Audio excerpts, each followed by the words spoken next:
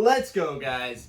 Let's jump straight into it. We got to be quick because I have a super long shift today. I'm going to be clipping in a lot of stuff into this video because honestly, I'm trying to do way too much. We've got a lot of stuff we need to talk about real quick. I got this new car mic that I'm also thinking about using for the channel and just talking up close like this, but then I can't use my hands like Ricky Bobby. I'm trying to get the right exhaust notes for the car videos, so I ordered a wind muff because it still sounds kind of like some popping and some whistling in the wind. And people said the wind muffs really help with that, so we're gonna order that in. I also got something very cool. It's not in the box because it was that hype. I had to open it already, but it's over here, but you guys are gonna have to wait for that. And then let's go ahead and get straight into it. Guys, bear with me because this video is going to be choppy. There's going to be things entered in there. I'm going to show you guys a little video clip of me leaving the bar late last night and just give you guys kind of an idea of what my daily, nightly life is like. I work my butt off and I work really late.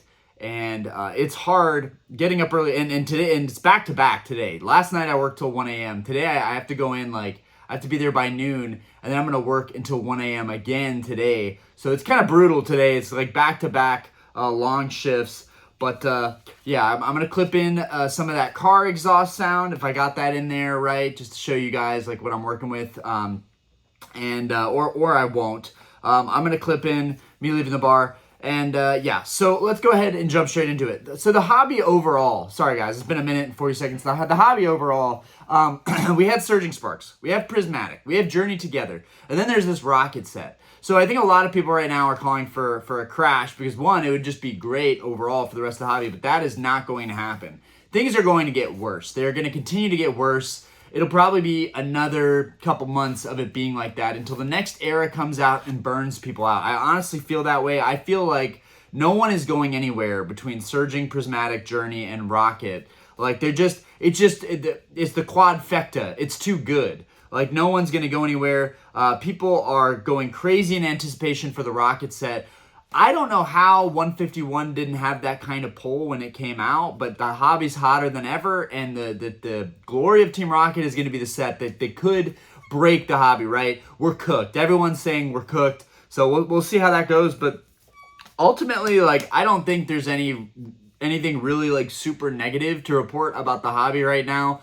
Yeah, they're scalping. Yes, people aren't getting their pre-orders. Yes, people are very upset. They're not getting what they want, but you know, there's so many other avenues in this hobby. Why limit yourself to just like these 4 sets? You know what I'm saying? Like there's so much going on. You can buy singles, you can grade, you can buy collections, you can go to shows.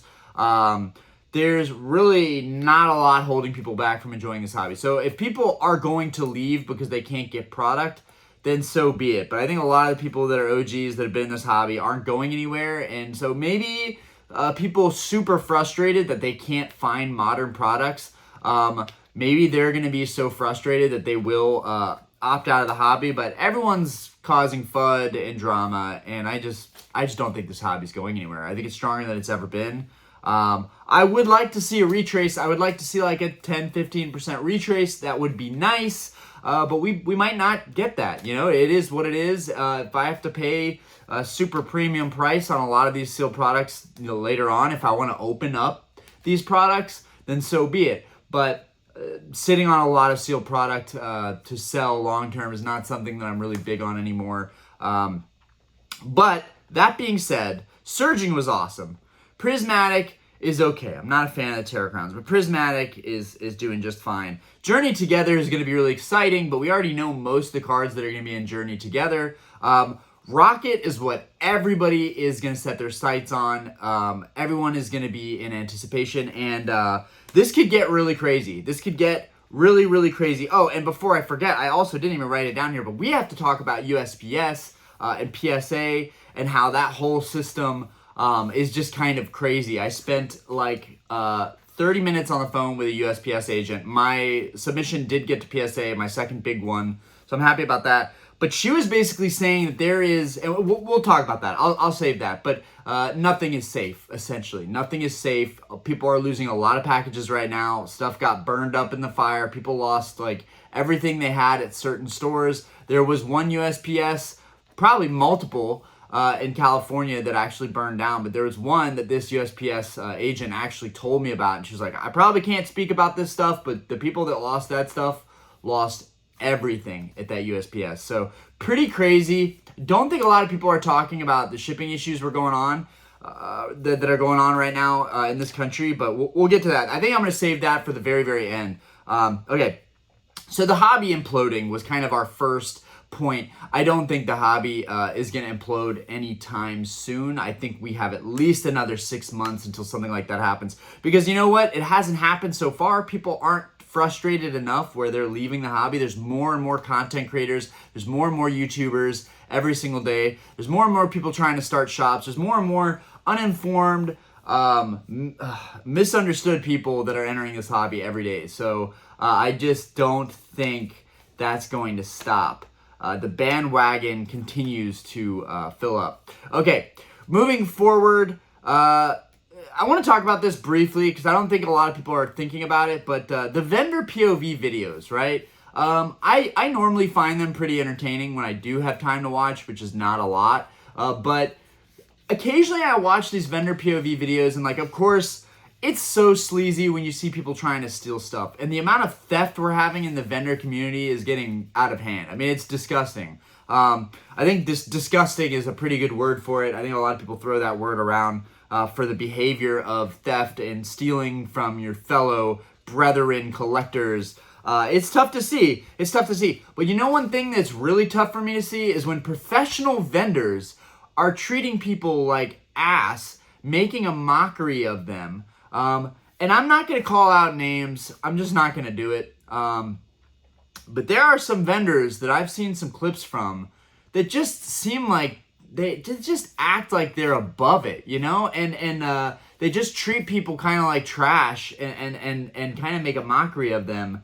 I know you have to make content, but isn't there some better content you can make than basically like someone like maybe lowballing you and you're like, nah, like good luck finding something else. Like, and it's the same attitude that I see from sellers on eBay, just like being disrespectful and just kind of degrading you if you don't give them the right price or whatever. I see a lot of that in this hobby, and you know, maybe it's you do so much business, you just get tired of people. You know, they wear you down, and you act a certain way. But if you're going to be a professional and you're going to run a business, you have to act that way. You have to be a professional. You have to set a precedent. And there are too many people not setting a precedent, just being unprofessional, just being straight out rude to people. And if it's your business, it's your business, you know? If you want to be rude to somebody, hey, this is my business. You don't come in here talking to me in my business that way. But we have seen that. We have seen really just, what do you call it? Juvenile behavior, immature, just like really petty behavior from shop owners. We've seen it. I'm not going to throw names there either, and we're still seeing it today. And we're seeing it a lot from the vendors now, and these vendors you get bigger, you get more YouTube views, you get a following, but that doesn't give you a right to treat people poorly. Here's the thing. Here's one thing I've learned about running my bar business. The customer's always right. That's a rule of thumb, right? The customer's always right. You know, you do what you can. But also, you have to be professional, and you have to be kind to people. You have to, right? It is a part of running a professional business. But hey, if you're running your business on your own and you are the man behind the scenes or the woman behind the scenes and you're running the show, then no one can tell you crap, right? You don't have higher ups. You're not working in a corporation. But I think that's what goes wrong, is when people think because they run vending and they do their own thing, they do their own gig, they don't need to be respectful to the customers anymore. And they can even be a little bit juvenile and immature with the content that they create. This is something I've seen a little bit more recently. I think we're just seeing more and more outrageous behavior. And right, this isn't heinous like the Whatnot streamers swapping packs and whatnot.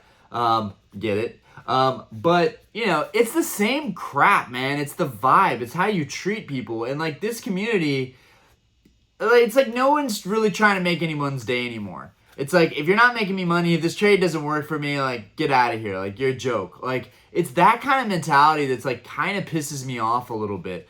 Even when people lowball me or tell me that their stuff is worth this much and we could work a trade, I don't scoff at them and go, all right, man, well, good luck on that. Like, I think we're way too far off. Like, that, there's that thing. I think we're too far off.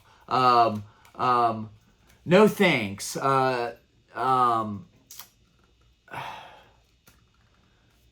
Good luck being a lowballer. I don't know. Just the pettiness of selling. It's really getting on my nerves at this point.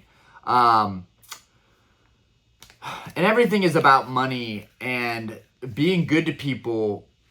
I feel like a lot of vendors are just falling out of touch with how to be good to people, and it's just like, what are you bringing to the table for me? And I get it. The vendors have to pay a rental fee to have their table, so they're out of money right when they start the show to begin with. But there are so many vendors that I would recommend. There's so many people that treat people with respect every time. One of them that I see that is always doing a great job that I think people should look at as a benchmark for how to treat people is Bulbasaur. I've watched a lot of his stuff, not enough, right? He does so many videos.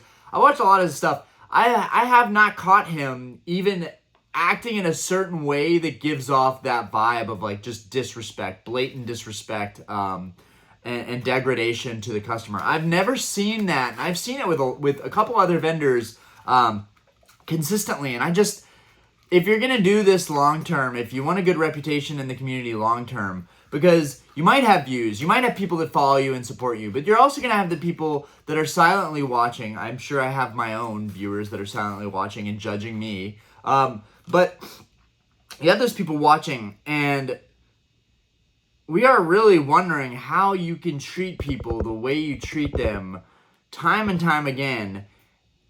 And you run a professional vending business, like, I don't know. I just see a huge lack of professionalism in the vendor world, and a lack of, like, almost people skills. That's what I think I'm seeing. And, I think it's exacerbated, too, by the fact that there's so many noobs coming into the hobby. There's so many people that just don't know how things work. Don't know how pricing works, don't know about bringing value to the table, charging over market for cards. I do that a lot, and I own that, right? I charge over market for a lot of my stuff, and it's because I think I bring quality to the table, and I think I try to bring peace of mind and assurance that you are getting what you paid for, and you are getting the best of the best. If I ask for more than market, it's because I think a card is worth more than market. It's not because I'm just trying to make money past the market price, right? A lot of the stuff that I list lately, if I'm listing it as a buy it now, I'm most likely, if it's a single card, I most likely am considering grading that card. And that's why I've listed it higher, because I think it has a good chance at hitting a high grade. Anyways, I'm not going to talk about that because we are low on time. I'm really trying to get this video done within 20 minutes. Okay, let's segue into grading. Okay, grading. Can you make a ton of money grading? Can you do it full time? Can it build up a super sustainable business? Yes and no. I think there's a ton of people that are able to make sustainable businesses out of grading, but I think the vast majority of us are not going to succeed at doing something like that. I think the vast majority of us, if you're going to grade, do it for your personal collection. And if you get some stuff on the side that you can sell, great. But from what I'm seeing, from all the stuff that I got back, which I got about half of my submission came back PSA 10s. And from what I gather from it, I mean, a lot of the stuff I'm keeping from my PC, and I would definitely make money on the submission. But I think still it's better to build your collection, right? And I still think that you can run it as a business and you can make money on it, but I think it's better to build as your collection, as your PC, rather than trying to make quick flips on it. So far, I'm taking L's on some of the PSA 9s that I've sold. Even doing them as lots and accurately listing in the descriptions what cards are in the lot, and trying to save the buyer and myself a little money on shipping, whereas shipping each individual slab would cost me like $4 or $5 a pop.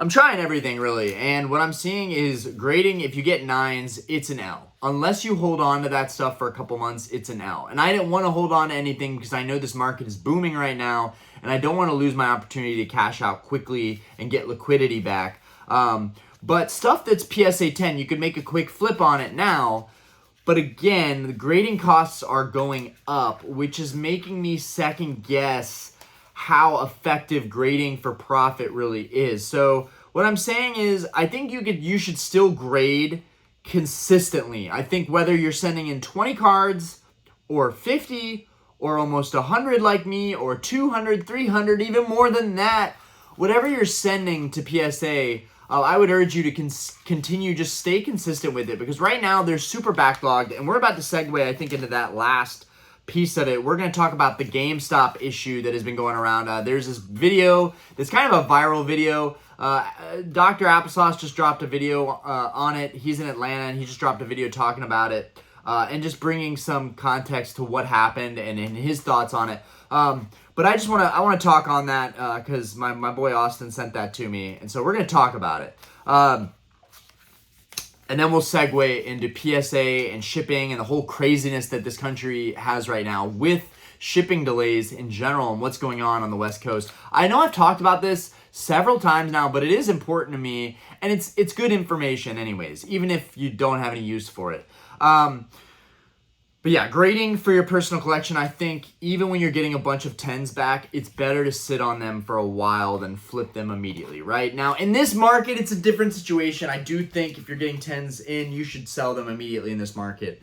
But I think for the most part, a lot of the big gains that you can see in grading lies in holding and investing and grading consecutively and sitting on a lot of stuff. And so I think I'm changing my dynamic. Initially, I was going to let go of a ton of my slabs very quick, but now I'm thinking of just building up a graded inventory, whether I'll be vending in the future and showing you guys how it's done and how to treat people, or whether I just decide to hoard a bunch of slabs until a year from now and then unload them, right? For instance, my 151 Charizard and a PSA 9 right now is just not going to go for that much more than it's worth raw. On top of that, I pulled it myself, so I'm kind of sentimental to it. Though I want to get a decent chunk of money for it.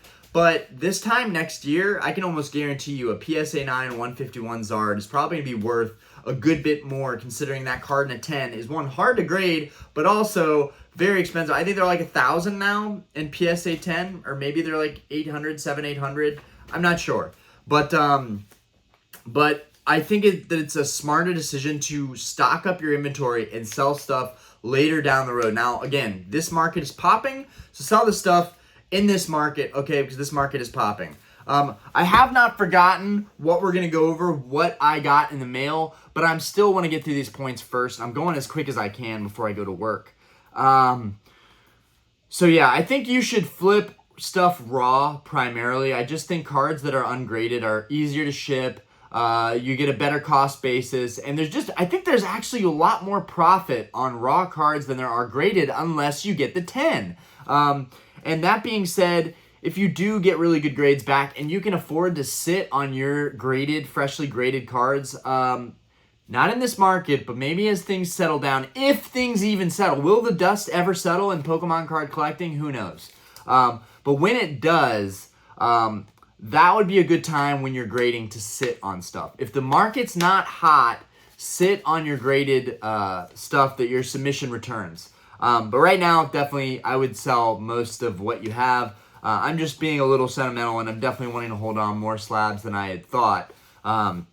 Especially the PSA 9s, because there's just no money in selling a lot of these PSA 9s, whereas if I'd wait a year or two, even the 9s will be worth a little bit more. Take, for example, my Sun and Moon Gengar Mimikyu. That card was $280 in a 9. Now that card is like, what, $700 in a 9? If I would have bought it after my buddy graded it and flipped it for $300 or $400 short term, I would miss 100% profit on just waiting it out, right? And I like the card so much that I did wait it out another year, but it's crazy to me, like the gains you can have from actually investing in the graded collection you're building. And just in general, if you're building your PC, grading is a great, fun way to go about it. The treasure hunt, the treasure hunt, the gamble of it all. It's a lot of fun, and grading really brings that to the table and shines light on it. So my hat's off to everybody who's out there who's grading and building their collection that way. I think you should continue doing that, especially for a PC. And if you are trying to make money on it, I'd definitely give it some more time before you quickly sell. But in this market, definitely let go of stuff. Okay, I've probably been a little bit redundant on that grading point. Okay, GameStop. What happened with this GameStop issue? This guy went in for his pre-order, right? He was recording the whole thing, which, okay, whatever, I guess that's okay. And the employee was saying, hey, we've got your 2 boxes here for you, but you are not going to get your other pre-orders. Now, here's the thing. My GameStops around here, you get what you get. You get what you get. And honestly, I don't think it's an issue if the employees get to keep some of the products. I don't. Guys, these guys don't get any benefits. They get shit pay. They barely get anything good out of working at GameStop. So many people treat them like trash.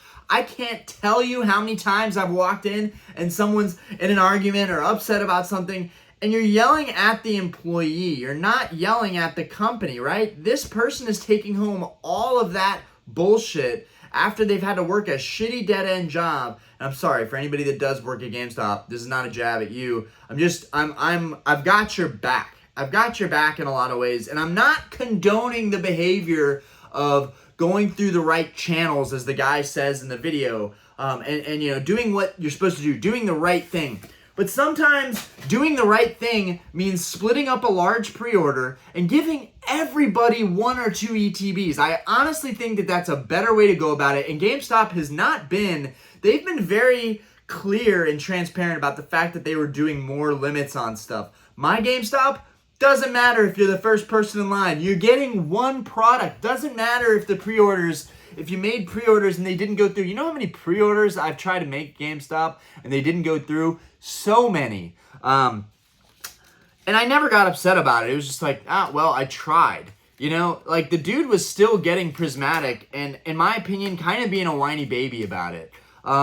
Like you're pressing the person behind the counter by filming them. You think that's going to make your situation better by filming them? At least talk to them. Like, again, I'm seeing this issue with people not being able to treat other people with respect and talk to them as another human being. It's always about like, you're doing me wrong, you're the bad guy. Maybe they're not the bad guy. Maybe it's how you're approaching the situation. Maybe it's how you're walking in, you're recording everything, and then you're saying like, well, I'm recording all of this, so everybody's gonna know that you're a piece of shit for not selling me those other Prismatic boxes. The amount of people going into shops and giving them grief for about what their pricing is, and then like giving them grief about not getting pre-orders. Guys, grow up. Look at the environment that we're in right now. Pokemon cards are hard to get. Get that through your thick skulls. Pokemon cards are hard to get right now, and no one's walking in and just getting everything they pre-ordered. It's not working as well as it should, and I know that it's an issue. I know that it's a big problem we're having in the hobby. I know that a lot of LGSs are failing to get allocated. I know GameStop is failing to get the allocations that they should be. I'm so OCD, I gotta move this big stack of bulk that I have yet to auction off. It's getting on my nerves. I get that people are frustrated right now, but there's always a different way to approach any given situation. And I do sympathize. It's not that I'm unable to sympathize or have empathy for another person who's really excited about a set and is unable to get it, right? Just because I'm biased and I'm not really a huge fan of Prismatic Evolutions doesn't mean that it doesn't mean the world to somebody else to get their pre-orders, right? To me, it's just another set. And even with every set, it's just another set. People are putting way too much emphasis on like, my mind is going to be blown by this next set. It's going to change my life. Like, there's way too much drama. There's way too much hype. There's way too much gassing up every single set. It's good to be excited. It's good to hype people up. But this whole environment is built up on that hype. And it has to end at some point. Anyways, this guy going in, recording things, and my whole thing was pressing the employee. You're clearly pissing off the employee, right? That employee might have his own issues, right? He might be in the wrong too. But 2 wrongs do not make a right. Two people that are going at it don't make it right. Hate to see it. Hate to see any arguing. But I think a lot of people at these shops try and use their best judgment to give a little bit of something to everybody. And I think, quite frankly, I think the employees at GameStop, I'm tight with all the GameStops I've ever shopped at. I get the numbers of the people that work in there. I don't work behind the scenes or get backdoor deals, but I do get a text every now and again. Hey man, we just got a bunch of these blisters and these boxes in. If you want to come and grab one, hit me up, right? It was different in the pandemic before people were really, really crazy into Pokemon, like right before, like 2019, 2020, you know, you could go into a GameStop and you could buy a whole display and they would be like, awesome, I sold a whole display of boosters. Now it's like, you're the enemy if you're buying a display of stuff. You're a scalper if you're buying a display of stuff. Even if a whole display doesn't even equal a booster box, you're a scalper. Like, dude, just the whole attitude everyone has in this hobby right now, it just really, really bothers me. And I'm so glad that I don't care that much about Modern the way most people do. It's not that I don't appreciate it, I just don't care enough to get all twisted up over what's going on in the Modern environment right now. I'm very happy about some stuff I got in that I can't wait to show you guys, but we're not done yet. Unfortunately, I was not able to make this video short. You guys, let me know what you think about the GameStop thing. Let me know if you think GameStop is a horrible company, they were totally in the wrong, or just Orion, man, your lack of sympathy, it really disappoints me. I don't care. I'm used to getting different opinions on YouTube, but I'm being devil's advocate here, and I'm open to both sides, right? Have you worked in an environment in retail and people just treat you poorly and they think they're in the right, and that bothers you? Or do you genuinely just think this guy was in the right completely? He should have gotten his entire pre-order. He should have gotten every single prismatic box he worked because he went through the right channels and he made the pre-order. Guys, if you've never made a pre-order at GameStop, let me make it really short for you. It doesn't always work out, okay? You heard it here. I did some massive pre-orders with GameStop with 151, and I didn't get a single 151 product. But you know what I did do? I was the first person there that day, and I picked up a booster bundle display, and it was awesome. And that's probably the last time I'll ever be able to go to a GameStop and pick up a booster bundle display. And there was still product for everybody else. That was the crazy part. And that wasn't that long ago. That was September. That was when 151 came out. Y'all remember, I was the first person at my GameStop, and I got a booster bundle display. And we opened it. We got shat on. But anyways, okay, moving forward. Last bit. Right, I did not write that down. PSA, USPS. So I spoke on the phone with a USPS agent. Places out west, USPSs have literally burned down to the ground. Like, people lost everything, all their packages there. Not only that, they have a huge backlog. Not only that, she was saying they know very well about PSA's inner workings, and they are very frustrated with PSA. The agent actually told me that the amount of calls that they get from people trying to submit to PSA is through the roof right now. And their backlog is already bad just because all of the storms and the fires out west, and we just had kind of a winter in this country. So a lot of the postal routes, a lot of stuff was backed up. So there's just a huge backlog.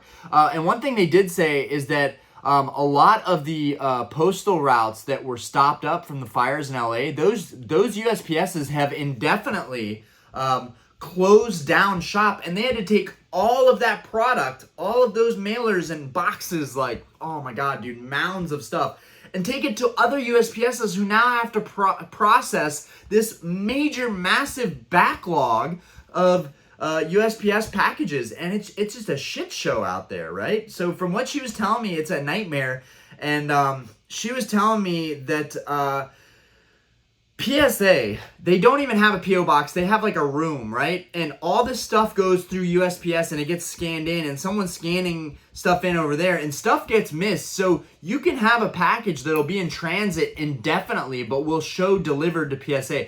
This is what happened to me. My package is still showing in transit. They said they're going to update it to delivered, which is kind of irrelevant to me now because I already know my cards are safe and sound at PSA.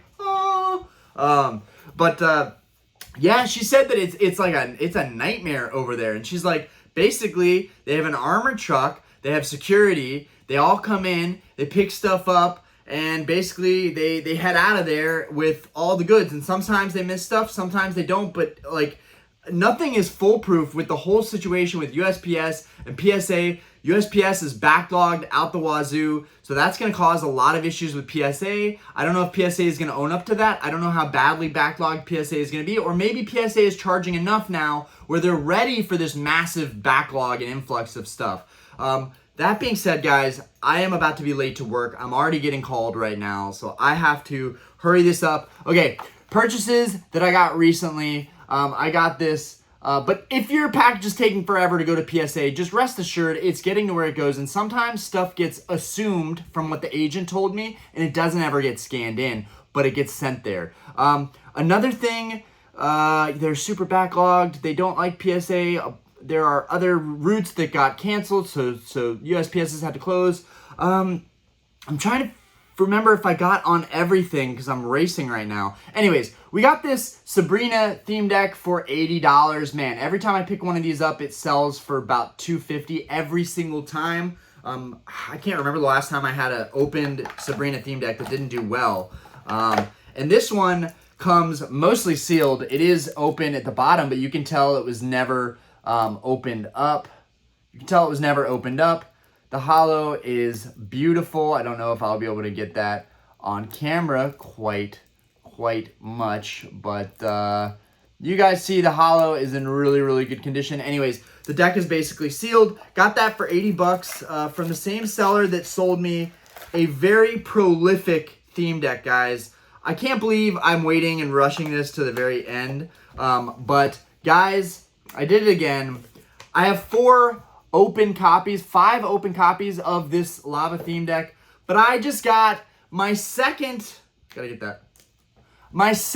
lava theme deck sealed. Oh, gotta flip that over. I have 2 of the rarest theme decks ever sealed, and I really want to talk about these. I'm gonna have to save it maybe for next video and go more in depth, so we'll save that because now I gotta get to work. But here I have 2 of the rarest, 2 copies of the rarest theme deck. These things are absolutely immaculate, sealed, just absolutely stunning, beautiful. Maybe I'll make a video later tonight to add to that. But anyways, I gotta go, guys. Peace out. Let me know what you thought of this video. Deuce.